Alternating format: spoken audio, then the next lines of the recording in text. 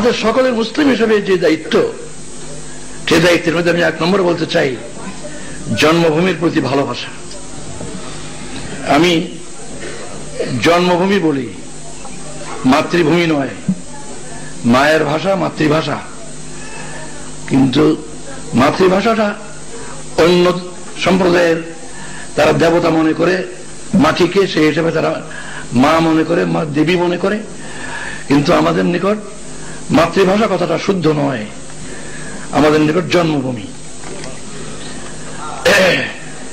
বিদেশে যখন আমি বাধ্য হয়েছিলাম 7 বছর ইংল্যান্ডে, দেশে আসতে পারছিলাম না, তখন এই দেশের জন্য প্রাণ কেঁদেছে, দেশের খবরাখবর নিতে নিজকে বাধ্য মনে করেছি।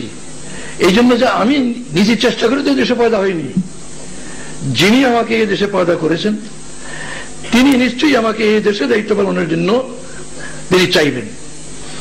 সেই জন্য অন্যখানে প্রতিষ্ঠিত হওয়ার আমি চেষ্টা করিনি। আমার সহযোগিতায় মাশাআল্লাহ আরো অনেক লোক প্রতিষ্ঠিত হয়েছে বিদেশে। আমি চিন্তাও করি নাই যে আমি বিদেশে প্রতিষ্ঠা লাভ করার জন্য চেষ্টা করব। এই জন্য যে আল্লাহ আমাকে পয়দা করেছেন যেখানে, সেখানে আমার কাজ করতে হবে। আমার এক বন্ধু রংপুর কর্মী কলেজে আমার একসময় ইংরেজির অধ্যাপক ছিলেন, তিনি আমাকে 76 সালে বললেন, আমি যখন দেশে আসার জন্য পেরেশান কিভাবে আসি, উনি কি আশ্চর্য, আপনি কেমন লোক, যারা বাংলাদেশ বানাইলো তারা কত লোক আমার জানাশোনা দেশ থেকে, দেশের দুরবস্থার কারণে দেশ থেকে পালিয়ে এসে এখানে বসবাস করার চেষ্টা করছে, আপনি উল্টো ওইদিকে যেতে জানেন, কি ব্যাপার?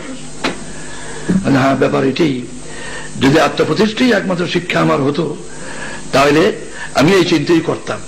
কিন্তু আমি একটি এমন আন্দোলনে যোগদান করেছি যে আন্দোলন আত্মপ্রতিষ্ঠা শিক্ষা আমাকে দেয়নি, দিয়েছে আত্মত্যাগ করে আল্লাহর দ্বীনকে প্রতিষ্ঠার জন্য কাজ করা। তাই এখানে আসার জন্য পেরেশানি আমার স্বাভাবিক। এরপরে 2 নম্বর কথা আমি বলবো, মাতৃভাষার মানে জন্মভূমি, জন্মভূমির প্রতি ভালোবাসার চিন্তার মধ্যে আমার একটা ইমানি মাত্রা যোগ হয়েছে তখন যখন আমি জানলাম মুহাম্মদ রাসূলুল্লাহ সাল্লাল্লাহু আলাইহি ওয়াসাল্লাম যখন মক্কা থেকে হিজরত করতে বাধ্য হলেন, তখন যাওয়ার সময় মক্কাকে সম্বোধন করে বলছেন, হে মক্কা, তোমাকে আমি ভালোবাসি।